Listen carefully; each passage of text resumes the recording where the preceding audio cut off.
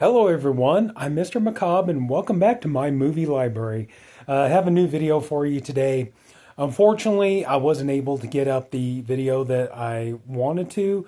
I thought I would dabble in some movie reaction videos, but for some reason, YouTube wasn't very keen on uploading my movie reaction to Debbie Does Dallas. Not sure why that is. Yeah, I can't make a go out of that one. I'll try again later. Hopefully, I'll have better luck uploading my movie reaction to Deep Throat. So, in the meanwhile, I figure I would just go ahead and make a different kind of video. And I just picked this up yesterday at my local record store. Yeah, I got this. It was $24.99, but thanks to bonus points, I was able to get it for 50% off. So I got it for $12.50. I got this from Film Masters, a video company I'm really starting to like. I got the double feature of Night of the Blood Beast and Attack of the Giant Leeches. This did not come in originally in a black case. If you ever follow me on my previous channel or anything, just to let you know, it's like for some reason, I love the black Blu-ray cases, and I usually prefer to put them in the black cases. I don't know why, just black is my favorite color. What can I say? And so yeah, I picked this up, and this is pretty cool. It's got a lot of bonus features on here.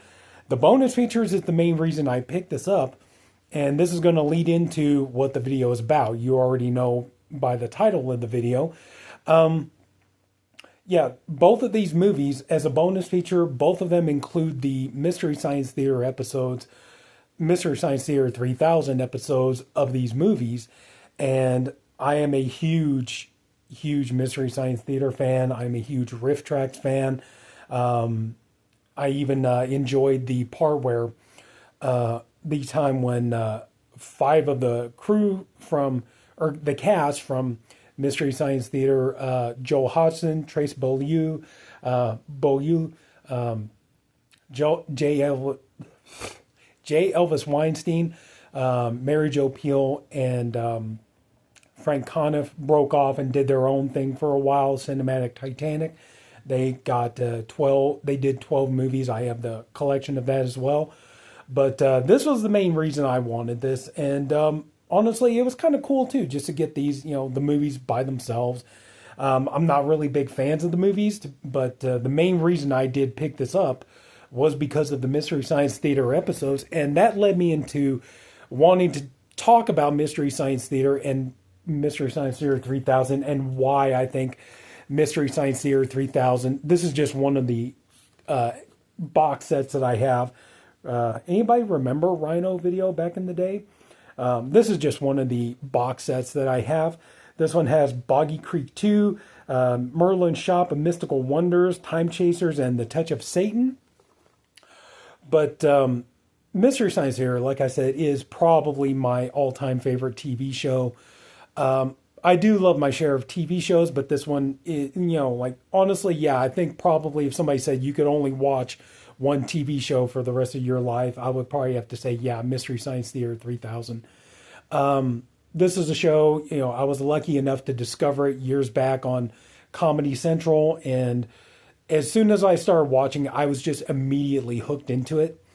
And just the idea that they were taking these movies, and not just any movies, the idea behind this whole show was to try to, now admittedly, you could say that they kind of stole this idea from Elvira, because, like way back when, it's like you had Elvira's Movie Macabre, where Elvira would, play like these old kind of bad, cheesy movies and stuff.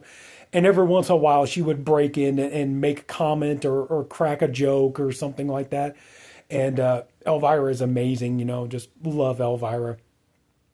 So they kind of like took it one step further.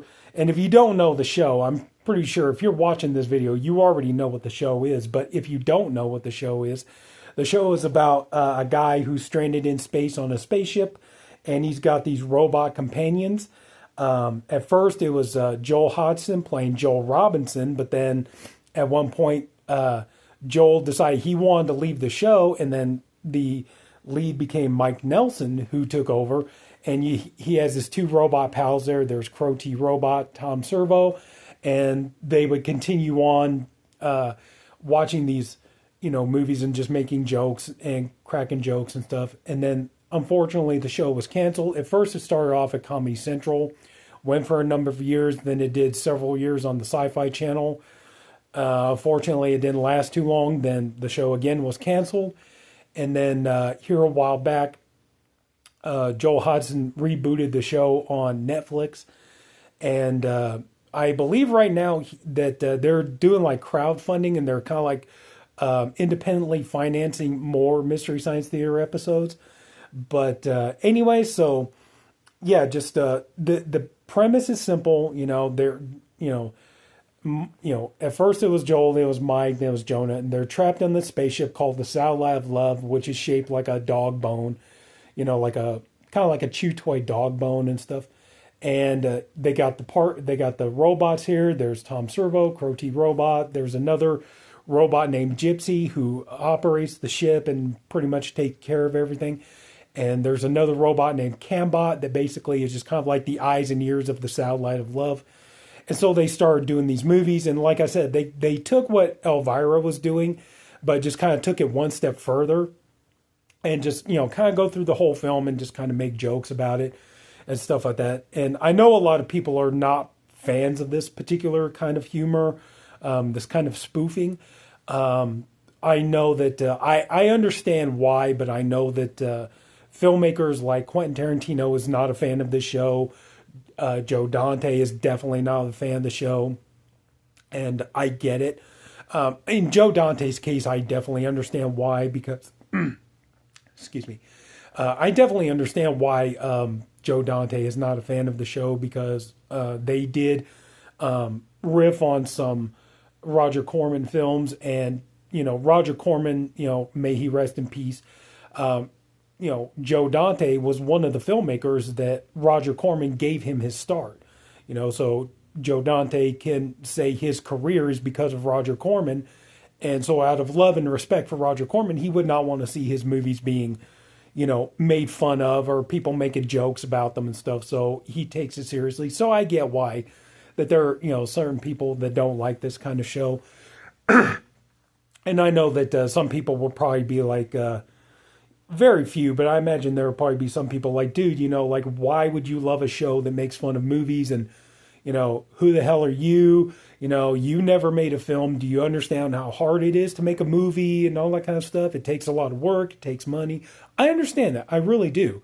But, just because, I know this is going to be a controversial view, but just because, somebody did the work and, they put in the money, they did the work and they made a movie, that doesn't automatically translate that the movie is going to be good.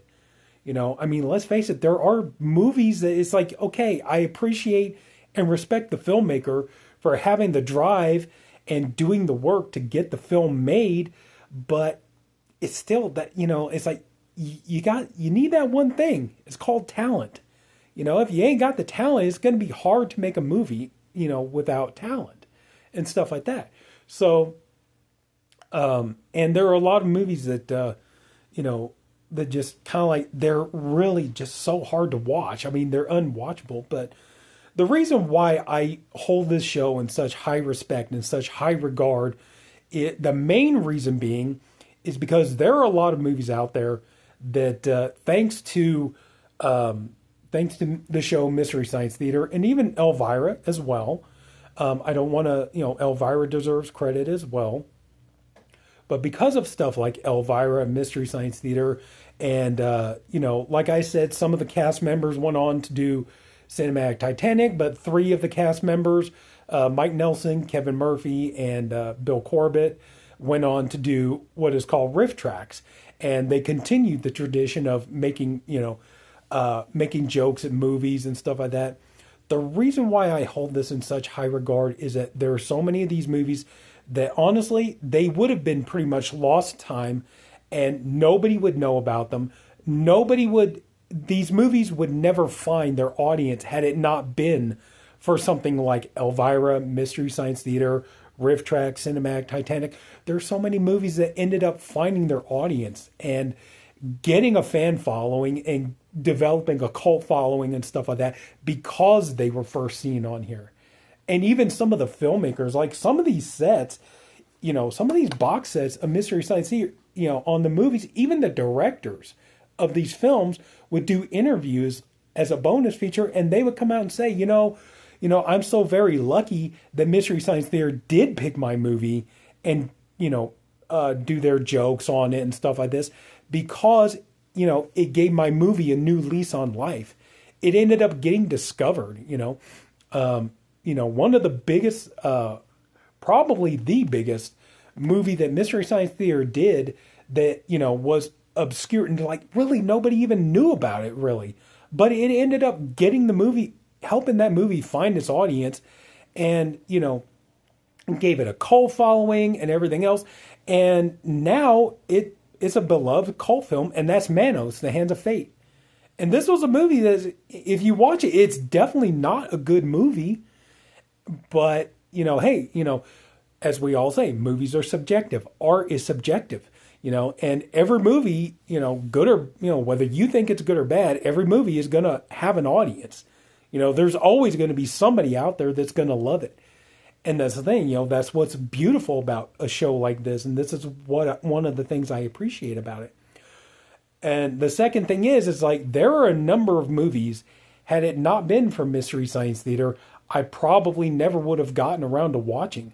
Old films, like there were some of the old Universal movies that piqued my interest. But to be honest with you, if Mystery Science Theater didn't do the episodes, I don't know how long, if ever, I would have gotten around to finally watching it. Some of the old Universal movies like The Mole People, The Deadly Mantis, what else was there?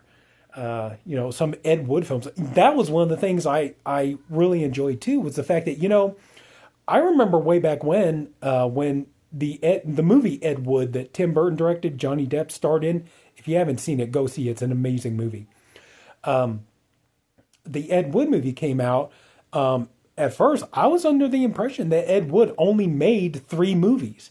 Glen or Glenda, Bride of the Monster, and Plan 9 from Outer Space. I thought that for a while there, I thought those were the only movies he made.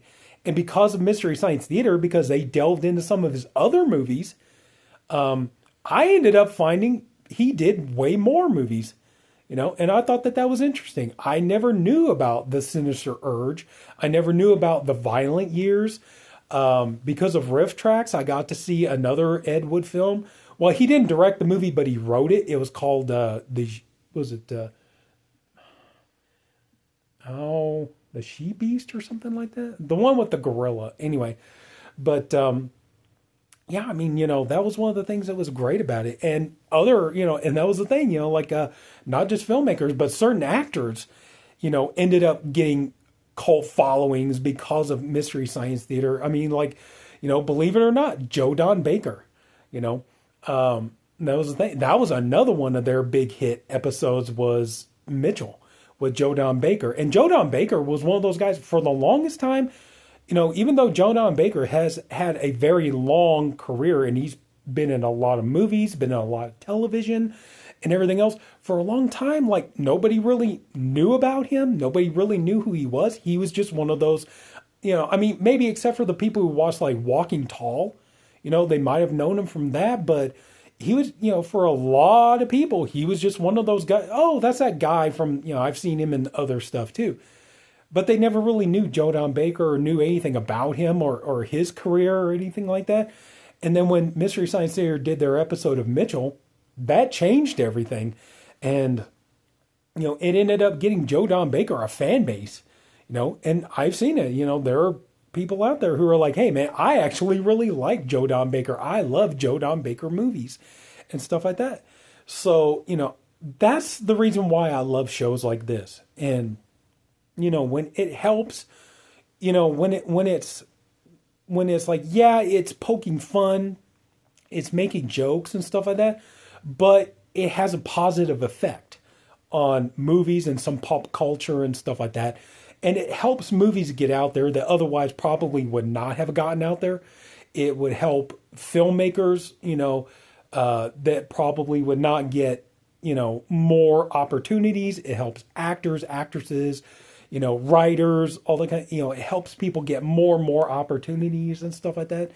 And just and I feel the same way. Like one of my absolute favorite singers of all time is Weird Al Yankovic, and he does the same thing with music. When Weird Al does his parodies, I know a lot of people feel that what he's doing is disrespectful, and it's like like you shouldn't be mocking other people's art and their songs or creations and things like that.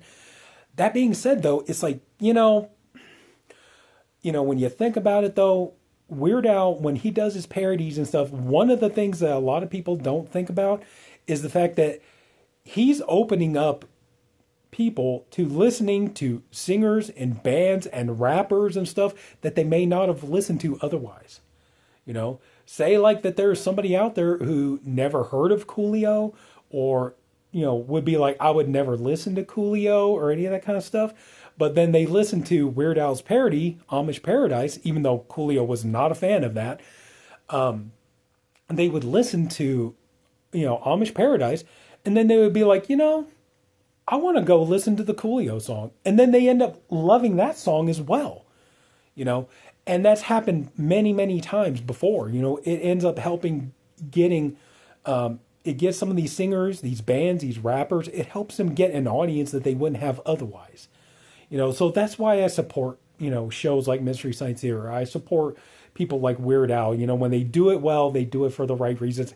And, like I said, I also love that it helps introduce me to movies and songs and things like that I probably would not have gone and sought after or anything like that, and like I said, I'm just really, really happy because, like I said, go back to Ed Wood, Bride of the Monster is probably a movie I don't know if I ever would have followed up on.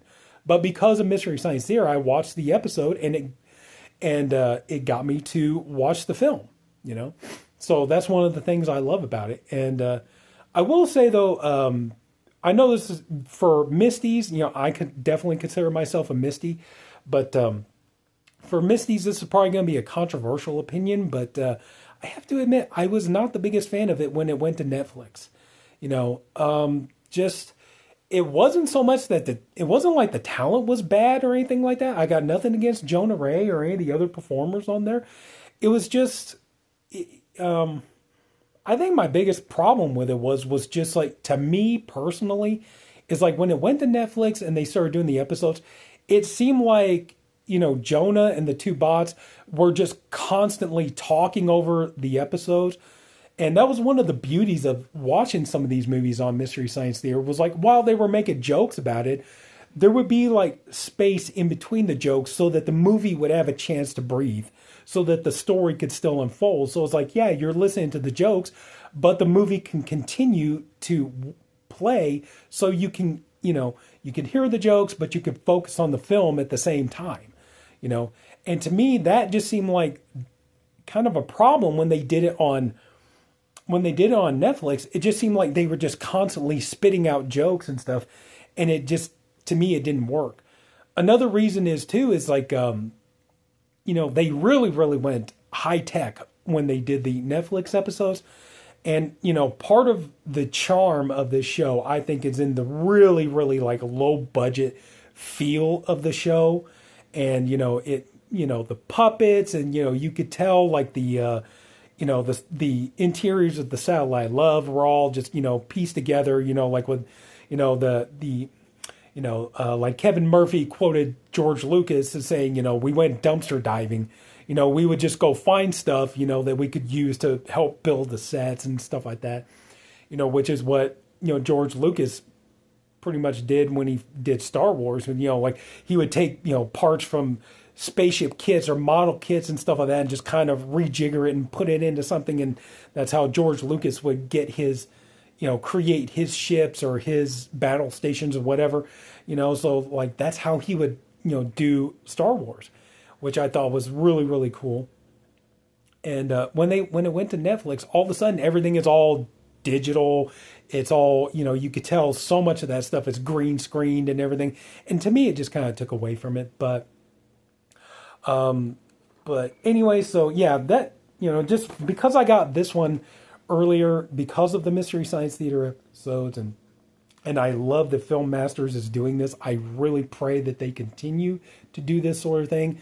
Like, please keep putting these out, put the movies out, put bonus, show these movies some love and respect. I truly appreciate that.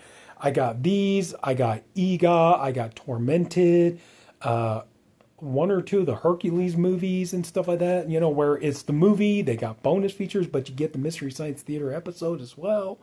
I really pray that they will keep doing that. Please continue on this trend. But yeah, but just, it got me thinking about Mystery Science Theater, why I love this show so much, why it pretty much is my all-time favorite TV show ever. And I'm always going to love it. And, just the way they do. And that's another thing too, real quick, is, another thing is though too, is to be truthfully honest with you, not every movie that they made is horrible. Like, some of the movies I actually genuinely like on this set here, The Touch of Satan, I actually really like that movie. And that's a beauty of it too, is like, I can watch Touch of Satan, I can enjoy the jokes and stuff, but at the same time, I'm like, you know what? This movie is really not bad. It's not Academy Award winning material, but you know what? It's got something to it, and I actually like it. And there have been a number of movies like this that, Tormented is another one. Tormented was, it's like, yeah, the jokes are funny and everything else, but I was like, Tormented is actually a pretty good ghost story. It's very dark. It's got some creepy atmosphere and stuff like that. It's like, Tormented is a movie I could actually watch on its own. I don't need, I love the Mystery Science Theater episode. I'll continue to watch it, but, Tormented is actually a movie I can sit down and watch it by itself. So, we're over 20 minutes now. It's about time to, cut this off. But I just wanted to make a video just talking about why I feel like a show like Mystery Science Theater 3000 is so important. And I love it. I will always love it. I'll continue to love it. And again, I'm hoping that it will keep getting out there. If you're ever interested in checking it out, the best part is like you can stream it pretty much everywhere. You could watch episodes on Tubi for free. You could watch on Amazon Prime for free if you got Prime. You could watch, YouTube has plenty of them, Pluto. So that's the beautiful part, is that Mystery Science Theater, it's everywhere. So if you're ever curious, if you've never seen it, you want to check it out, go check it out. Have a good laugh. If you ask me some episodes to start off with, okay, Touch of Satan, Mitchell, Manos, you might have to work up to. But yeah, some other episodes. Let's see here. I don't know. Anyway, so I think I blabbed on long enough. So that's it. So if anybody took the time to watch all this, I thank you for doing it. I appreciate you for doing it. I honestly hope you enjoyed the video. If you did, could you please leave it a like, and please go ahead and subscribe to my channel. So that's it. Take care, everyone. Have a good night. See you all later.